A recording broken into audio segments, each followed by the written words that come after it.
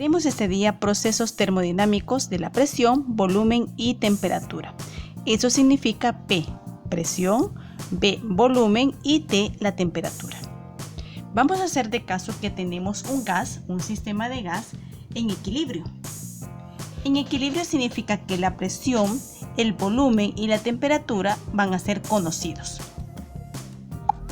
Si conocemos ya lo que es la presión, el volumen y la temperatura, ¿qué creen que sucede si a este objeto, a esta olla o a este recipiente, a este sistema, se le reduce la presión? Este está presionado y tiene un volumen constante. Pero ¿qué pasa si la presión baja? Entonces vamos a subir lo que es el objeto. Entonces, si la presión disminuye, el gas se va a expandir más, va a aumentar, entonces el volumen va a aumentar si la presión disminuye. Entonces lo que sucede es que se puede formar un gráfico en el que podemos representar qué sucede cuando la presión disminuye. Imagínate que tenemos el primer caso, un volumen 1, y tenemos una presión elevada que era una presión 1. Cuando la presión bajó, imagínate que seguimos con una presión 2. La presión bajó, ¿qué sucedió con el volumen? El volumen aumentó a un volumen 2, aumentó. Y la presión disminuyó. Cuando eso sucede, entonces cada vez que vamos haciendo ese paso, la presión va bajando, el volumen va aumentando. Por decir, si lo tenemos acá, el volumen posiblemente llegara por aquí. Entonces se produce una gráfica de esta forma. Acá. A esta gráfica tiene un nombre, el cual es una curva isoterma. Y esto se da cuando la temperatura es constante. Significa que la presión disminuyó, pero nosotros le habíamos aplicado calor. Le aplicamos calor al sistema, pero ¿qué es lo que pasó? La presión disminuyó, va disminuyendo, pero el volumen va aumentando. Esta curva que se forma se llama curva isoterma y la temperatura, esta T de temperatura, es constante. Vamos a ver los otros gráficos. ¿Qué sucede ahora si tenemos siempre la olla, pero esta está térmica, o sea que está tapada y no sale lo que es nada del gas? Como es este caso. Le aplicamos siempre calor, fuego. ¿Y qué es lo que sucede? El volumen de este recipiente no va a variar, o sea que el volumen se mantiene constante. Pero la presión, la fuerza que va a hacer el gas hacia todas las paredes del recipiente va a aumentar. La presión aumenta. Entonces, ¿cómo nos quedaría el gráfico de BP? Al hacer nuestro gráfico volumen contra presión, lo que sucede es que si tenemos un volumen 1, ese se va a mantener constante, pero la presión va a ir aumentando. Entonces posiblemente tenga una presión 1 y lo chequeamos en este punto. Más tarde tengo una presión 2, pero el volumen se va a mantener constante. Entonces es donde se forma una línea en forma vertical, donde la presión va aumentando de esta forma. A esa línea se le llamada curva isovolumétrica o curva isocoro o proceso isocoro. Es un proceso a volumen constante. El volumen no va a cambiar, pero la presión sí va a ir aumentando y sería de esta manera. Vamos a tener el tercer proceso en donde la presión la vamos a mantener constante, presión constante.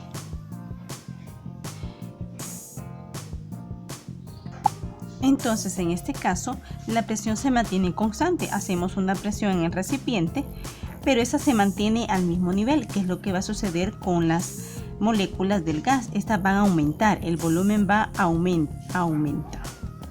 aumenta el volumen, produciendo el siguiente gráfico. Entonces volvemos a hacer la gráfica volumen contra presión. Entonces, si el volumen, tenemos un volumen 1 y una presión constante 1, quedaría aquí nuestro punto. La presión no va a cambiar, por lo tanto el volumen sí va a ir aumentando. Vamos a tener un volumen 2 y vamos a tener la misma presión. Es donde se forma el siguiente gráfico o la siguiente curva de esta manera.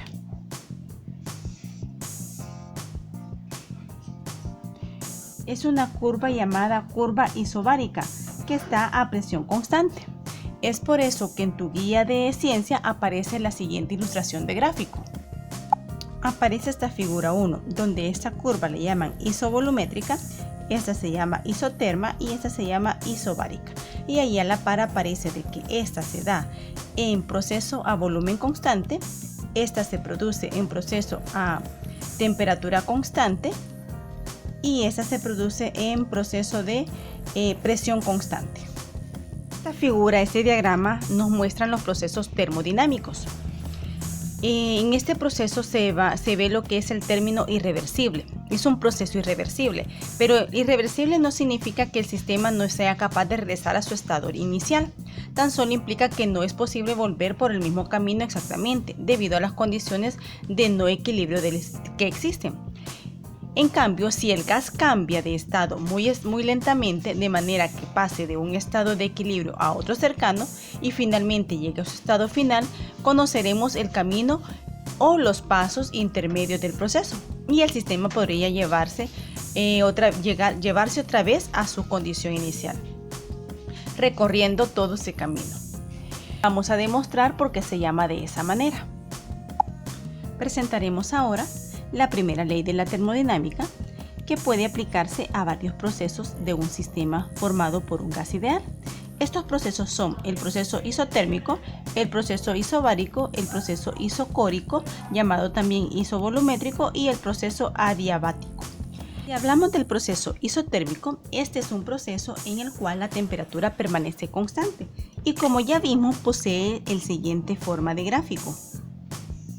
Tenemos el volumen contra la presión. A una presión elevada va a haber un volumen. A una presión más baja vamos a tener otro volumen 2. Entonces nuestra curva va de esta manera. En este caso, la temperatura se mantiene constante. O sea que en este punto la temperatura 1 y en este punto va a haber una temperatura 2 y la temperatura 1 va a ser igual a la temperatura 2. En cambio, los volúmenes van a ser diferentes. Volumen 1 es diferente al volumen 2. Pero sucede algo curioso. El proceso isotérmico, el trabajo que realiza el gas es igual al calor que recibe. Por lo tanto, vamos a tener que el trabajo realizado, que lo representamos con W, va a ser igual al calor que recibe este. Todo lo que es este gráfico, ¿verdad? Esta característica de lo isotérmico, indica que no hay cambio de energía del sistema, es decir, que la energía interna que tiene un gas es igual a cero, no cambia, por lo cual sucede que el diferencial de calor va a ser igual al diferencial de trabajo, y eso sería lo que es la primera ley de termodinámica en esta ocasión para un proceso isotérmico. Tenemos ahora el proceso isobárico. Es un proceso en el que la presión permanece constante. En este caso se produce lo siguiente. Un diferencial de calor, temperatura, es igual al diferencial de la energía más la presión por el diferencial de volumen, donde aquí he colocado lo que significa cada una. Un cambio de calor, cambio de energía, la presión y cambio de volumen. O sea que es la diferencia que existen entre esos dos puntos. Y recuerda que el gráfico o la curva queda de esta manera, una línea horizontal, donde estamos relacionando el volumen con la presión.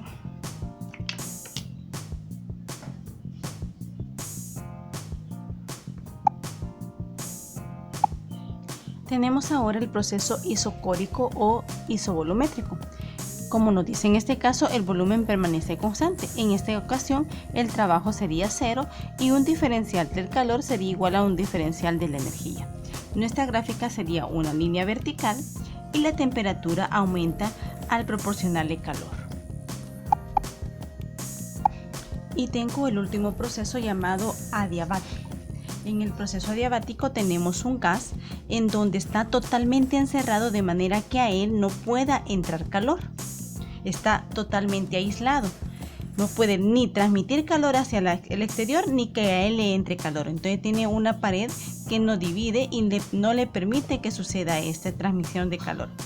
Es un proceso en donde el sistema no pierde ni gana calor, entonces donde un diferencial de calor sería igual a cero, no hay una diferencia de calor. Entonces el diferencial de la energía va a ser igual a menos el diferencial de lo que es el trabajo. Y ahí tenemos ya lo que es el proceso adiabático. Tenemos lo que es energía interna y capacidad calorífica. Para comprenderlo tenemos lo que es una temperatura y vamos a recordar este concepto. La temperatura es la cantidad de energía térmica que contiene una sustancia en virtud de los movimientos de sus átomos o moléculas. Quiere decir que entre más se muevan esos átomos, más temperatura habrá. El calor es la energía que se transfiere, es decir, que si tenemos un objeto y acercamos otro a él, esto se transfiere en el calor. Ahora tenemos la energía, se mide en joules, que se representa con la letra J, y que es en el sistema internacional, y también se puede medir en kcal, que significa kilocaloría. Tenemos lo que es la capacidad calorífica, que se encuentra por medio de esta fórmula. Capacidad calorífica es igual al calor dividido entre un diferencial de temperatura, o sea, una diferencia de temperatura. Anota esa información. Capacidad calorífica, calor y diferencial de temperatura. El calor o capacidad calorífica específica se obtiene con la siguiente fórmula. Capacidad calorífica específica es igual al calor, que sería una letra Q, dividido entre masa por el diferencial de temperatura. Las unidades de medida sería joules dividido entre kilogramos por Kelvin, una temperatura. O también puede ser cal dividido entre gramos por grados centígrados. Tenemos los ejercicios de aplicación y nos dice el primer ejercicio. Una barra de hierro requiere de 97.5 calorías para cambiar su temperatura de 20 a 100 grados centígrados. ¿Cuál es su capacidad calorífica? Vamos a obtener los datos. Esta información sería una y esta sería la diferencia de temperaturas. Nuestros datos sería de que el calor sería igual a 97.5 calorías. Y tengo una diferencial de temperatura que sería igual a los 100 grados centígrados menos los 20 grados centígrados. Y eso nos da 80 grados centígrados. Ahora, la capacidad calorífica sería igual a lo que es la división de esos dos valores, que tendríamos 97.5 calorías dividida entre 80 grados, y esto nos da un valor de 1.218 calorías sobre grados centígrados. Y aquí tenemos resuelto el ejercicio 1 de tu guía de ciencia.